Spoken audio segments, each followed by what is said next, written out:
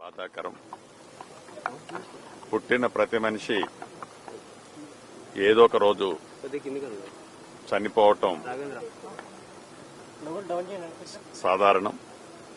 కానీ ఆ పుట్టిన ప్రతి మనిషి తను బ్రతుకున్నప్పుడు ఏం చేశాడు అన్నది ఈ సమాజం ప్రతిదీ గమనిస్తూ ఉంటుంది. పెద్దలు రామోజీరావు గారు ఒక సామాన్య రైతు కుటుంబంలో పుట్టి అంచెలంచెలుగా ఒక పత్రికా రంగానికే కాదు, ఒక సినిమా రంగానికే కాదు, ఒక వ్యవసాయ రైతన్నలకు అండగా, మహిళలకు అండగా, నీటి పొదుపు విషయంలో అండగా,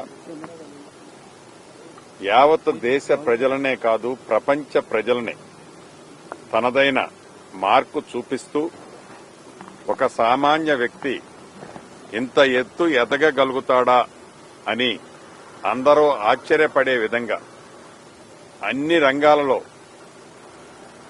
తన మార్క్ వేసుకొని ఇప్పుడు మనందరి నుంచి దూరంగా వెళ్లిపోయారు. వారు మన మధ్య లేకపోవటం వారి కుటుంబానికే కాదు, యావత్తు భారతదేశానికే కాదు ప్రపంచ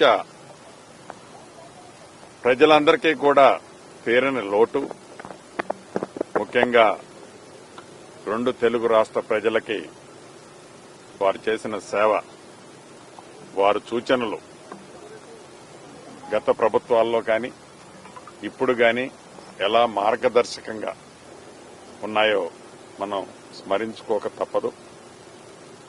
వారి కుటుంబానికి ప్రగాఢ సానుభూతిని తెలుపుతూ అంత మహానుభావుడు మన మధ్య లేకపోవటం వారి కుటుంబానికి కాదు మనందరికీ లోటని మనస్ఫూర్తిగా తెలియజేసుకుంటున్నాను. సార్, మీతో ఎలాంటి అనుబంధం ఉండేది?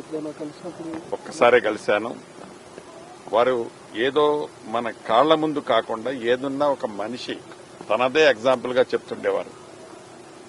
తను వ్యవసాయ కుటుంబం నుంచి వచ్చిన దగ్గర నుంచి ఎలా కష్టపడి, ఎలా విలువలకి విశ్వసనీయతలకి ఎలా ఉండాలి అనేది తను మాట్లాడిన కపుల్ ఆఫ్ మినిట్స్ లో వారి సూచనలు ఇప్పటికే నాకు గుర్తున్నాయి.